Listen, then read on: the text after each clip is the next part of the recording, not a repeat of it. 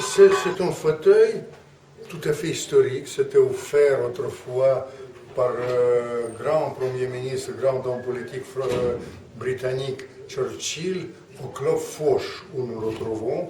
À l'époque, c'était offert au prince Régnier de Monaco, qui était président de ce club. Et c'est les fauteuils historiques qui, vous savez, les Russes, ils disent les murs gardent les mémoires. Je pense que les fauteuils de Churchill gardent la mémoire.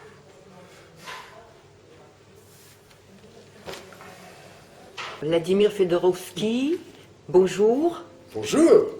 Vous êtes écrivain, vous êtes diplomate, vous êtes homme politique, vous êtes conseiller de grands de ce monde. J'étais diplomate pendant plus de 25 ans, pendant la période extraordinaire de changement, dont on va en parler, j'espère, de la percée vers la liberté.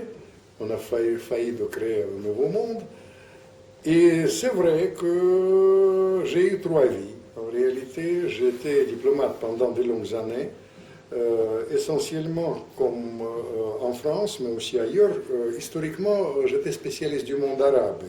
J'ai traduit, si vous vous souvenez, d'un dirigeant du Kremlin, Léonid Brejnev, de la langue arabe.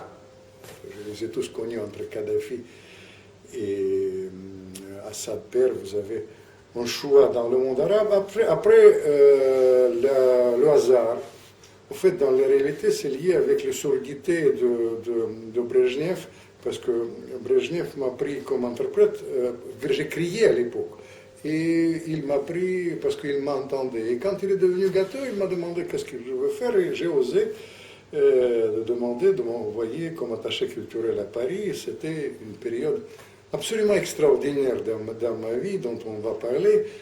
C'était une période encore de 30 glorieuses, quand il y avait... C'était quelle période? C'était quelles années? C'était à partir de 77.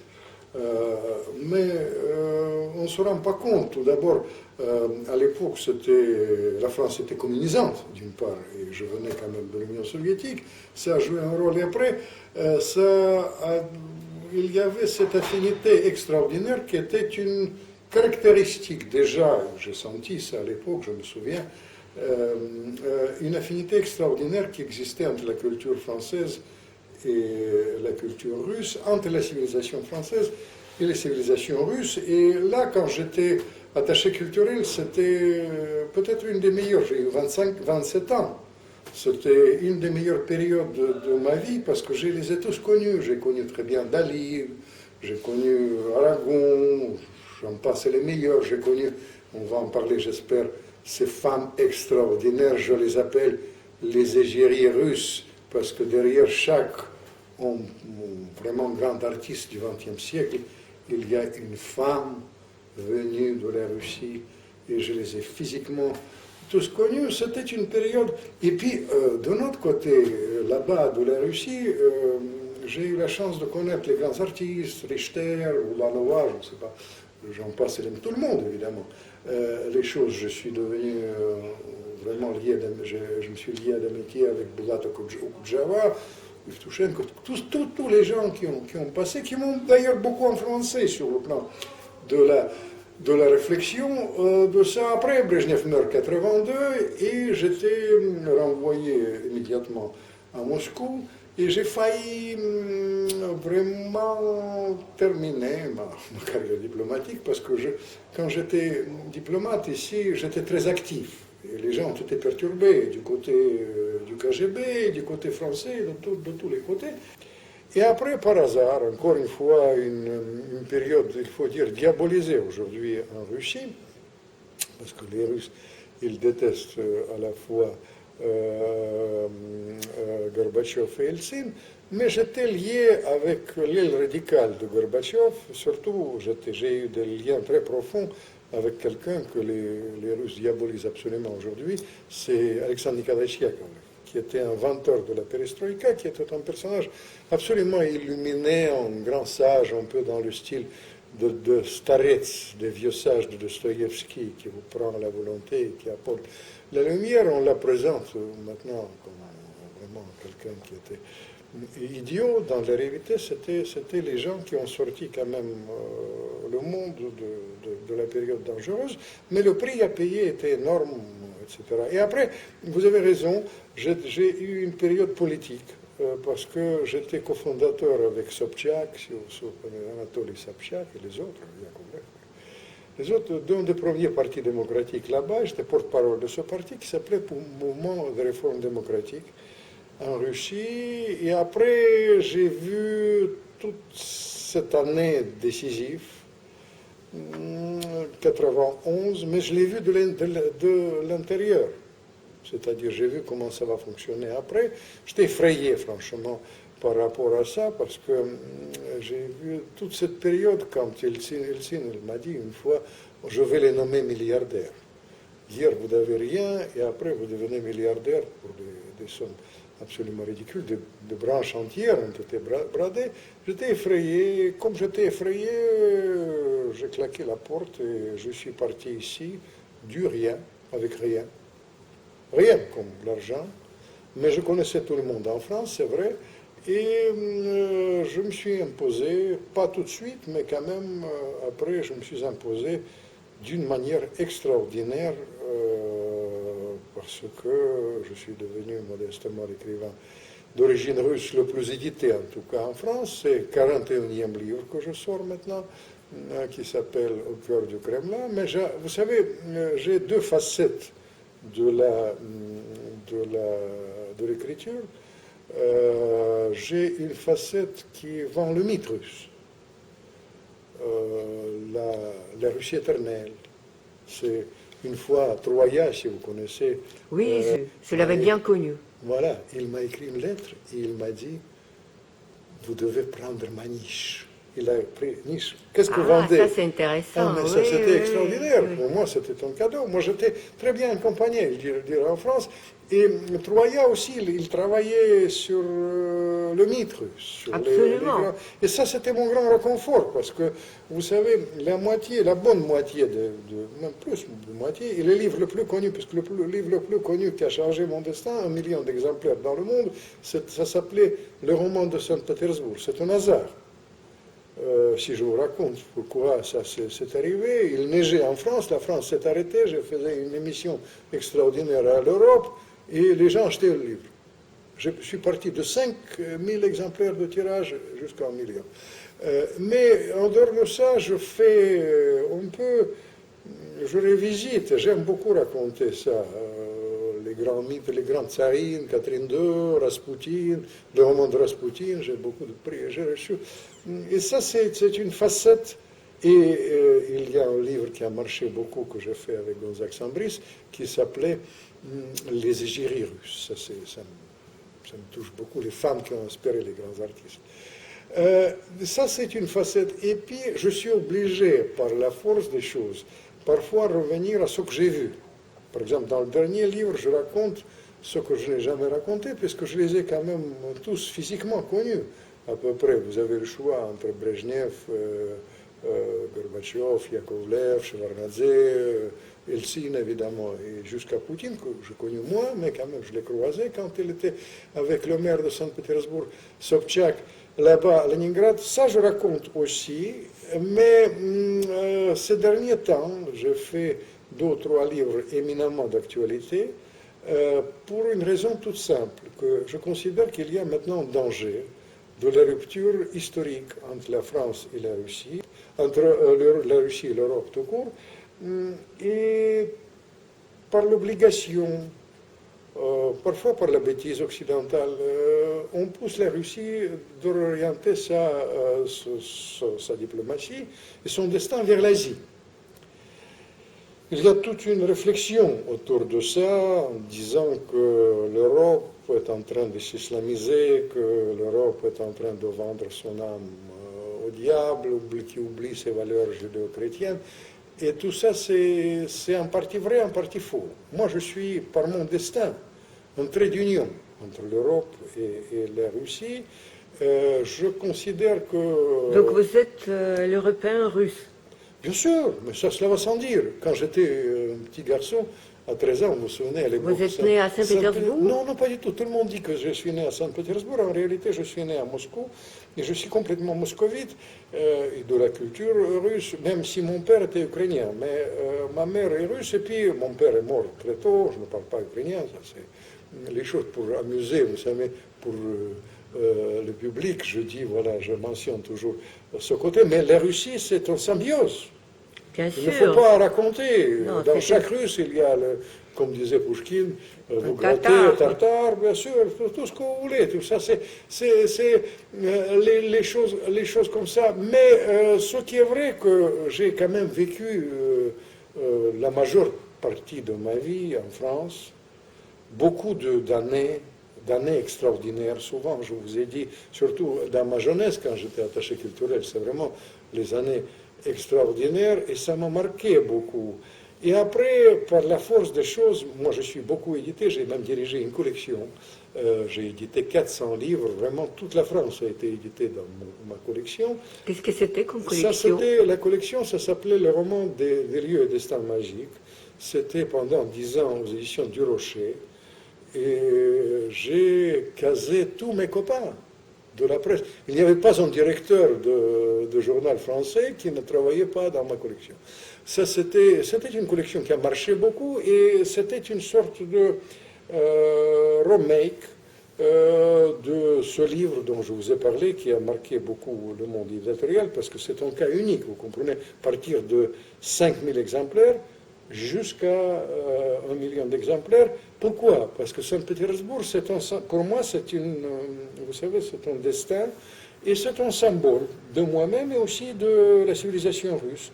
Parce que la civilisation russe, je suis absolument persuadé, reste profondément européenne.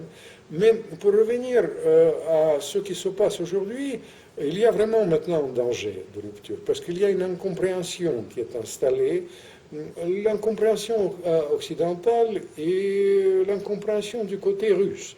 Vous comprenez, on me demande souvent, est-ce que c'est comme la guerre froide? Je vous signale, c'est beaucoup plus grave que la guerre froide. Parce que pendant la guerre froide, c'était des gens absolument sérieux. Il y avait, que j'ai connu en fait, Gromyko, Kissinger, c'était les gens qui distinguaient entre la propagande et la politique réelle. Et il y avait des règles tout à fait strictes. C'est pour ça qu'on a évité le dérapage militaire. On a évité quand même la guerre pendant la guerre froide. Et aujourd'hui, il y a un mélange de genres qui est lié à la fois, à mon sens, avec l'incompétence en parler et en partie avec mes connaissances. Parce que le mépris qui se développe face à la culture russe, c'est lié souvent avec la méconnaissance profonde de la nouvelle génération de journalistes et des hommes politiques. Vous pensez qu'il y a le mépris de la culture ou de la Russie? Parce que non, c'est pas la il y a une diabolisation de la il y a une mise en scène. Il n'y a pas de mépris, parce que je suis désolée, j'ai jamais vu, mais dans les moments de pire tension, du mépris par rapport à la Russie. Je vais vous raconter une petite anecdote. Je ne sais pas si ça va rentrer Voilà. Donc j'étais une fois à la première au Théâtre de la Ville, c'était il y a 2 ans, c'était juste au moment quand il y avait toute cette histoire liée avec la poursuite d'homosexuels en Russie, avec les Crimées, etc. C'était le sommet. Le metteur en scène, qui était d'ailleurs magnifique, le spectacle magnifique, était transsexuel et il y avait beaucoup de transsexuels. Et donc je me suis retrouvée à table, après le cocktail, à table avec 2 transsexuels d'un certain âge, et on a commencé à parler du spectacle, il me pose la question, qui suis-je? Et j'ai dit que c'est critique théâtre, c'est journaliste russe. Et d'un coup, je me suis dit, oh là là, qu'est-ce que j'ai dit? Qu'est-ce qu'il veut me sortir? Et une pause, silence. Et puis d'un coup, la plus âgée de deux transsexuels dit, on essaie de nous persuader que les Russes ne sont pas européens. Mais qu'est-ce que l'Europe sans Tchaïkovski, sans Moussorski, sans Diaghilev, sans Nijinsky? Mais ils sont fous ces gens-là. Vous avez 1000 fois raison. Le Tchaïkovski, Dostoïevski, Tchékov, donc ça fait elle ne voulait pas accepter cette séparation de la Russie, de l'Europe. Réalité. Vous savez, la France, c'est pas du tout un pays russophobe.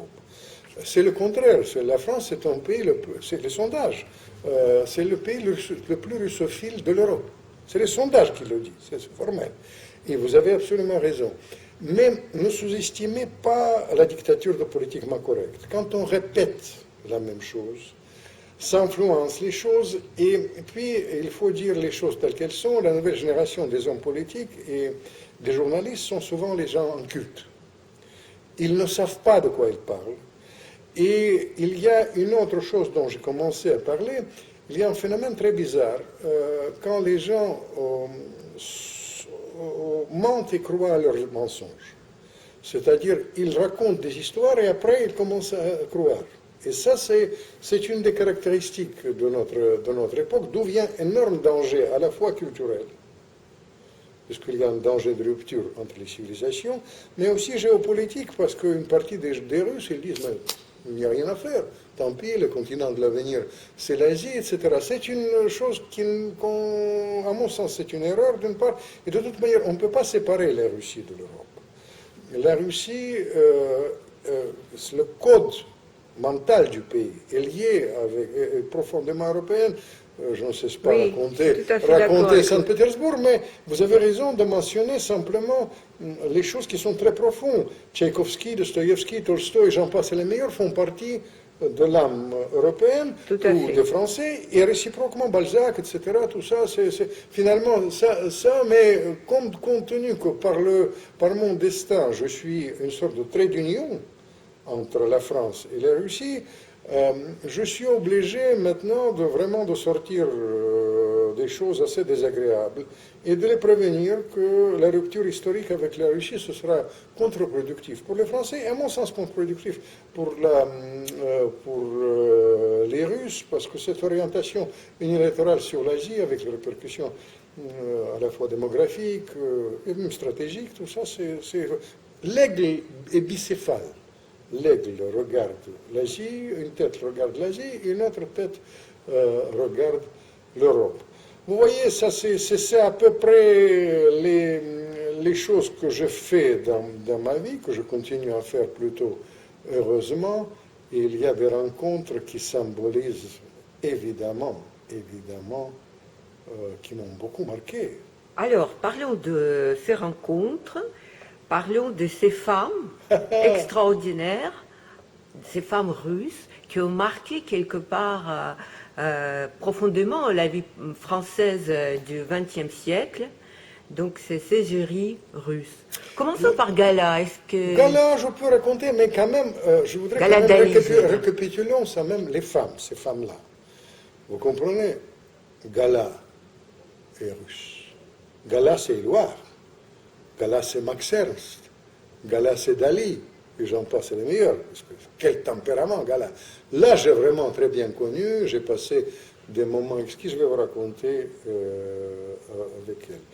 Il y a une femme qui est moins connue ici, et peut-être même en Russie en partie, seulement les initiés l'ont connue, mais je l'ai bien connue. C'est une femme absolument extraordinaire que vous connaissez tous et toutes, puisque dans chaque musée du monde, il y a ces yeux bleus sans fond que vous rencontrez. C'est l'égérie de Matisse.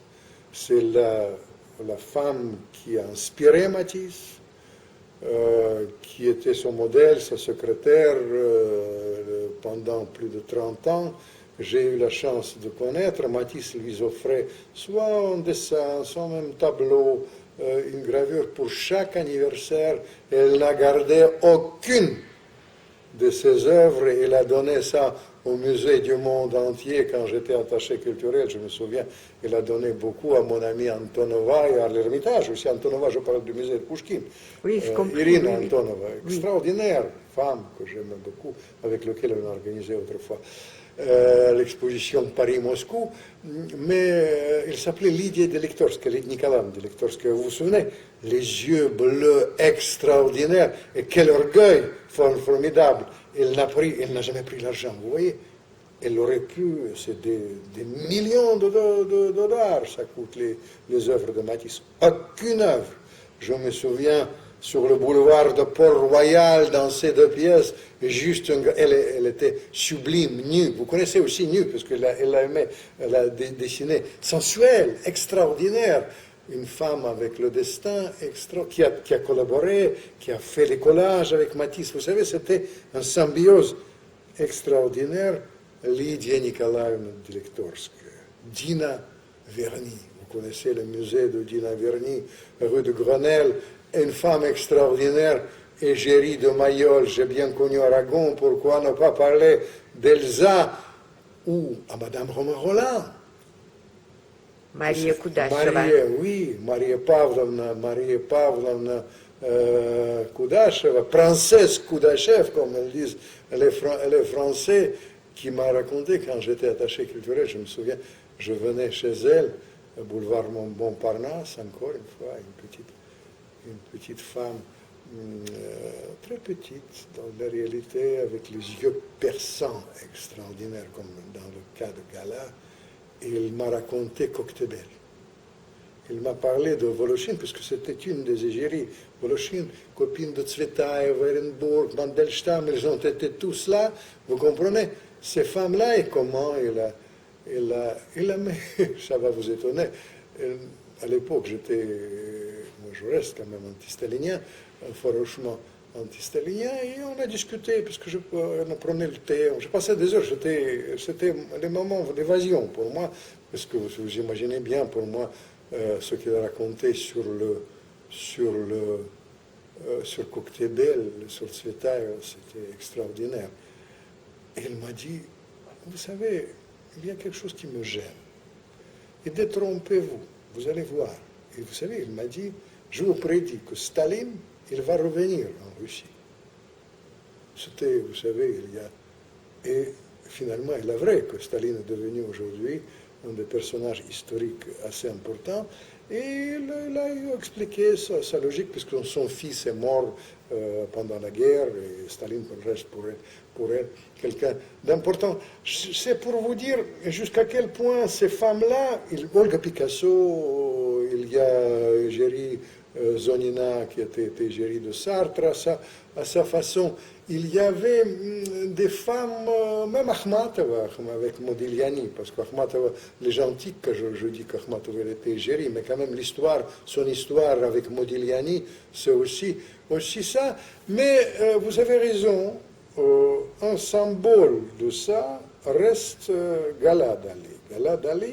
Gala Dali, je vais vous dire comment ça s'est passé. J'ai eu un copain qui à l'époque, Argelé, il s'appelait, qui était un grand éditeur de Dali, un collectionneur de Dali, énorme château. Je me souviens, j'ai amené toujours les ballerines de Bolchoï dans son château Volpénil. Et les services français ont été absolument, vous savez, les services secrets, ils ont été complètement perturbés. Parce que vous savez, les gens fantasment, attachés culturels, ils disent espions, toutes les bêtises qu'ils ont racontées en réalité, parce que je parlais l'arabe en plus, vous comprenez, l'énigmatique. Et après, quelqu'un qui m'a chargé de suivre, il m'a raconté que quand j'amenais les ballerines de Bolchoï, là-bas, je les amenais pourquoi? Parce que, vous savez, ils n'avaient rien à bouffer. Ils venaient ici, ils recevaient des petites soutechny, ça s'appelait les pains. Les défraiements. Les défraiements quotidiens. Rien du tout, à tel point qu'ils devaient, vous connaissez le célèbre beefsteak à la Bolchoï. Ils prenaient deux fers pour le passage, ils mettaient entre les deux, et comme ça, ils faisaient, disons, préparer leur beefsteak à la Bolchoï. Oui, j'ai lu le livre de Plisetskaya où elle en parle, où elle raconte. Beefsteak entre les deux. Oui, qu'il n'avait pas assez d'argent, qu'il faisait des économies. Évidemment, encore Plisetskaya, on lui a donné un tout petit peu, mais il y avait plein de même Plisetskaya. Bien sûr, évidemment. Et je les amène là-bas. Quelqu'un qui est officier de DST, ça s'appelle de service secret, il était perturbé, mais il a compris que je n'étais pas espion, tout ça, il m'a raconté après, etc. Mais il raconte ça au directeur de service secret français de la DST. Qu'est-ce qu'il fait? Il amène les actrices de Bolchoï. Chez qui? Chez Dali. Pourquoi? Il lui dit, je ne sais pas, il s'amuse. L'autre, il a dit, non, c'est le nid des rondelles. Il pensait que les actrices, ils ne venaient pas manger, boire un peu de champagne, mais il pensait que c'est le nid des rondelles. Bref, ce monsieur, Argelé, il m'a mis au début en contact avec Dali, et le contact s'est bien passé. Et après chaque fois que Dali venait, chaque fois, Gala me téléphonait parce qu'elle aimait parler russe. Et je venais, il y avait une suite, jusqu'à l'heure actuelle, il y a une suite à l'hôtel Meurice, assez extraordinaire. Elle mettait les tableaux, et je venais et on parlait des heures. On parlait de la poésie, de Pouchkine, on parlait... Moi, j'aimais bien qu'elle me raconte, parce que Gala, c'était, comme vous le savez bien, une copine d'enfance de sœur Tsvetaeva. À la fois de Marina et d'Anastasia, surtout Anastasia. De Tsvetaeva, moi aussi, de ça, évidemment, ça m'a passionné, toute son histoire, quand il écrit, il m'a raconté ça en détail, des heures et des heures, Gala. Et comment il était? il était, vous savez, c'était quand même assez âgé à l'époque. Ce qui m'a frappé à l'époque, c'était ses yeux, vous savez, vraiment, des yeux brûlants, les yeux noirs. Les yeux noirs. Et il y avait en elle cette vie, on dit que c'était une bête sexuelle, il y avait dans les yeux quelque chose de tout à fait étonnant. Je me souviens, c'est le regard, elle était pleine de vie. Et pourtant, c'était une femme assez âgée, et puis on parlait sans cesse, elle était intéressée. Ce qui m'a frappé, je me souviens, dès la première rencontre, parce que Dali, vous savez, il aime bien faire la guignole. Il fait le truc pour l'extérieur, une chose. Et il a fait, dès qu'on était, on était 4 généralement avec ma femme, et on s'est installés et on a parlé. C'était quelqu'un de très profond, un grand connaisseur de la culture russe, passionné de la culture russe. Et avec son accent, il me disait, les Russes sont complémentaires, parce il disait, détrompez-vous, on ne s'aime pas parce qu'on se ressemble. Et c'est très pertinent. On est complémentaires parce que les Russes sont excessifs. Il trouvait beaucoup de similitudes entre les Espagnols, des Russes, avec ce côté passionnel, des choses, mais même par rapport à la France, il disait que la France, c'est un pays quand même beaucoup plus mesuré, le pays est excessif. Et c'est lui qui m'a donné l'idée, c'est surtout Gala qui m'a donné l'idée. Il a dit, vous devez écrire une grande saga sur nous toutes. Et elle a commencé, la première, à me raconter sa vie en détail, comment elle a séduit Éluard, comment elle écrit le Et comment il a séduit Éluard? Mais vous savez, au début, il écrit, au fait, il se retrouvait dans un petit sanatorium. Elle était, vous savez, Gala, dans son enfance, elle s'appelait un petit enfant d'Ango, elle disait, je la cite. Je ne pense pas qu'elle était vraiment, mais en tout cas excitée, etc. Et on l'a envoyée, il y avait des petits soupçons de tuberculose, et elle était envoyée 17 ans au sanatorium, en Suisse, les Alpes. Il s'est allongé, et puis, qu'est-ce qu'elle aime? Elle disait, les Russes, qu'est-ce qu'ils aiment? Ils n'aiment pas les hommes d'affaires. Elle parlait de Tsvetaeva, elle se souvenait de sa conversation entre Anastasia Tsvetaeva et Marina. Et il disait, il se baladait à Gogolevski boulevard autrefois. Il faisait un pari pour toucher Chalapine avec son manteau de fourrure, se passait. Il devait toucher le manteau de fourrure, qui touche le manteau de fourrure gagne. Et finalement, c'est Gala qui a la première fois. Et la conversation d'après. Il a dit, on va se marier. Jamais avec le général. Jamais avec les hommes d'affaires. Le poète. Et de préférence, le poète français. Et il débarque. La première, elle vient au sanatorium. Vous comprenez la propreté du sanatorium suisse, les montagnes, les Alpes, tout ça, la tranquillité suisse. Il y a un poète avec ses cheveux très longs, avec son regard de velours, qui pose son regard. Il a 17 ans, ce sera Éluard. Et tout de suite, il y a l'affinité, parce que, qu'est-ce qu'il cherche? Il cherche, c'était l'amour romantique, etc., etc. Et après, il part, il s'écrivent une lettre, la Première Guerre mondiale commence, elle part avec le train pour retrouver parce il lui propose de se marier. Vous savez, Éluard, il appartient à une famille très bourgeoise. Et je dois vous dire que le mariage avec une Russe, d'autant plus une Russe un peu excentrique qui aime la poésie, ce n'était pas leur tasse de thé. Ils se sont opposés, mais quand même, Éluard, elle se marie. Et au début, elle s'attend en réalité avec une histoire plutôt romantique. Ce n'est pas le cas, puisque c'était déjà surréaliste, c'était déjà l'amour libre. Et vous savez, Gala m'a raconté que finalement ça l'a perturbé beaucoup, puisque son instinct, il était très sensuel, je dirais, les gens savent, il était porté jusqu'à la fin de sa vie quand même sur les garçons. Il était assez étonné dans la réalité.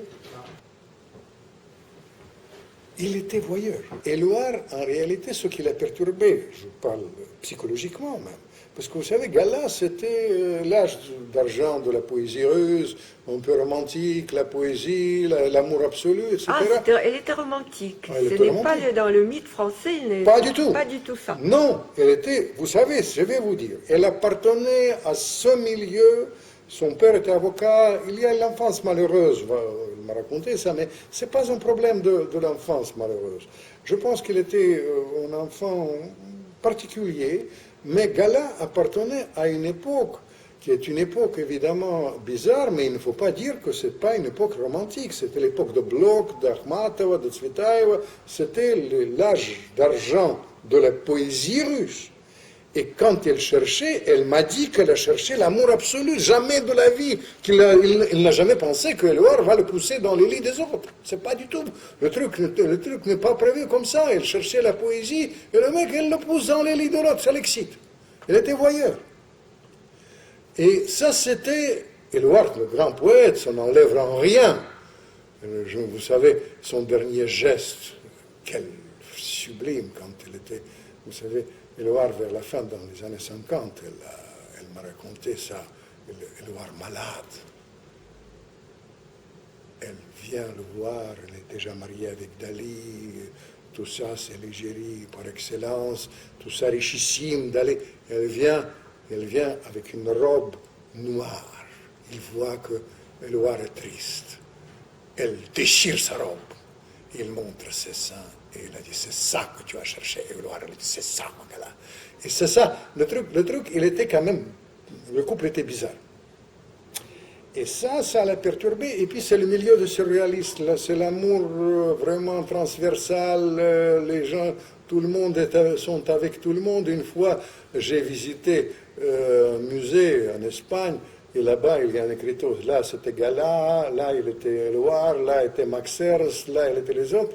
Et Gala m'a regardé. Pourquoi elle dit que j'étais là? J'étais là, là, là et là. Dans toutes les... C'est-à-dire, il y avait ce côté libertin. Gala. Évidemment, mais qui est lié avec soyons très clairs, c'était lié avec la particularité d'Éluard. Tout grand poète surréaliste et communiste, tout ce qu'on veut, mais quand même avec cette particularité sensuelle qui était la sienne. Et dans ce contexte, il commence une autre histoire assez sensuellement très importante pour Gala. Les gens ne parlent pas assez de ça, parce que le grand coup, comme disent les Français, sensuel, c'était Max Ernst. C'était quelque chose de très très important pour lui, et Max Ernst aurait pu vraiment s'installer avec elle, avec le couple, mais là, Gala, elle a déjà pris le goût, et peut-être elle sentit que son destin, c'était d'être une grande inspiratrice, parce que elle a pris quelqu'un qui était le plus perturbé de tous, des surréalistes. L'homme qui n'était pas vraiment fixé sentimentalement, parce que nous n'oublions pas que Dali, il était au début porté sur les garçons, il y avait une histoire avec Lorca, un grand poète espagnol, etc. Il n'était pas fixé, il était hésitant, etc. Et j'ai posé la question à Gala, pourquoi Dali, pourquoi vous... Et elle m'a dit, parce que le vrai génie, j'ai compris, le vrai génie, c'était Dali, et j'ai compris que sans moi, il ne va pas devenir Dali. Et là, ils ont été, vous savez, ils se sont retrouvés en Espagne, Dali déjà avec Niouche, avec la femme qu'il deviendra sa femme, et Dali me disait, mais détrompez-vous.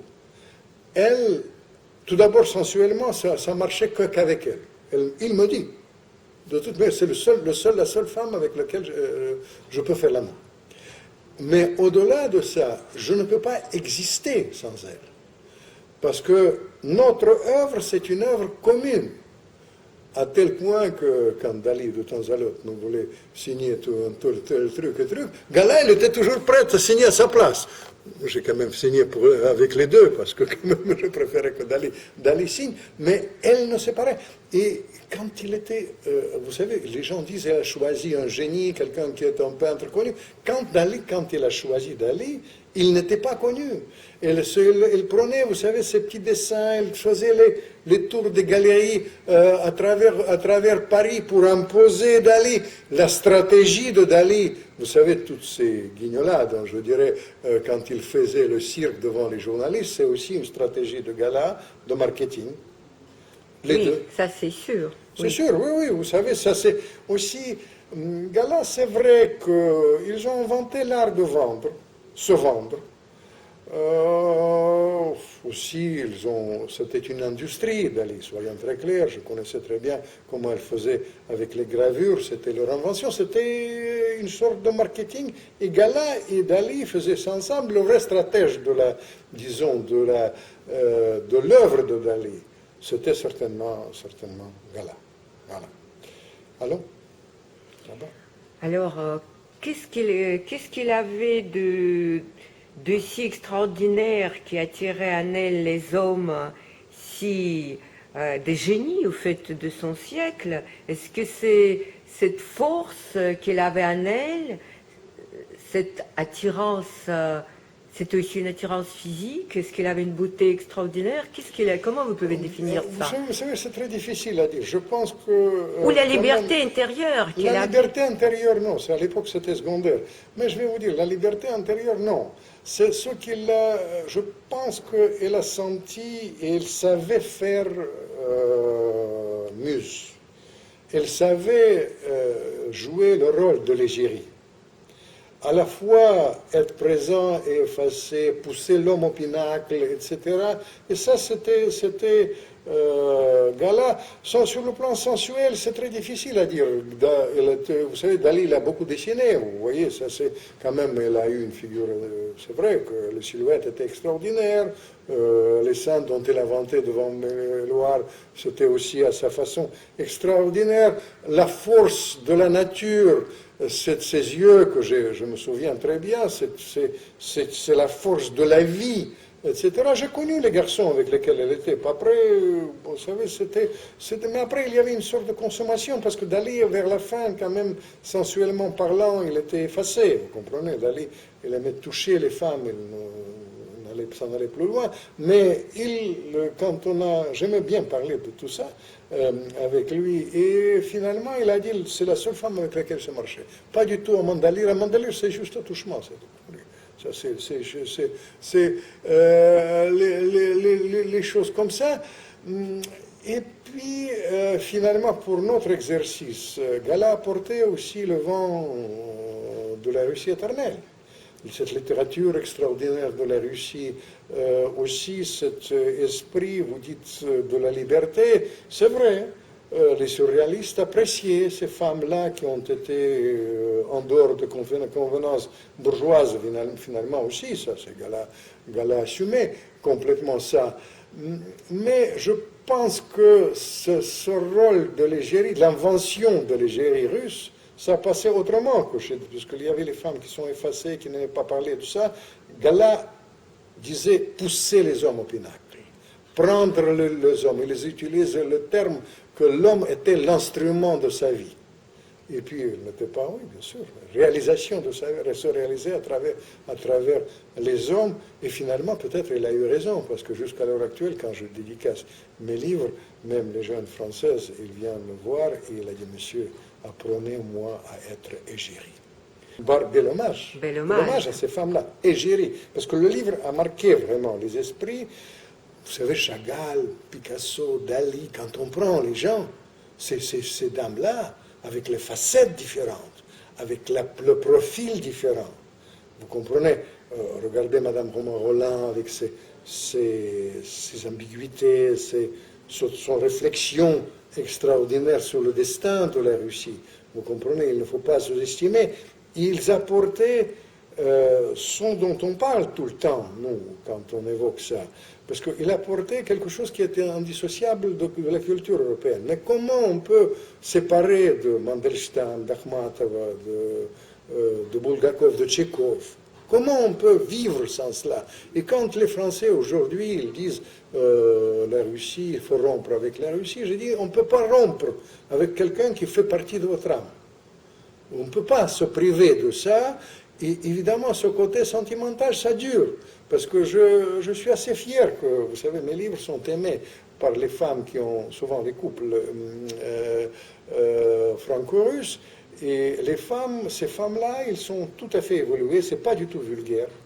C'est les femmes qui ont leur caractère, ils jouent parfois le rôle d'égérie et qui apportent, qui assument cette longue culture russe.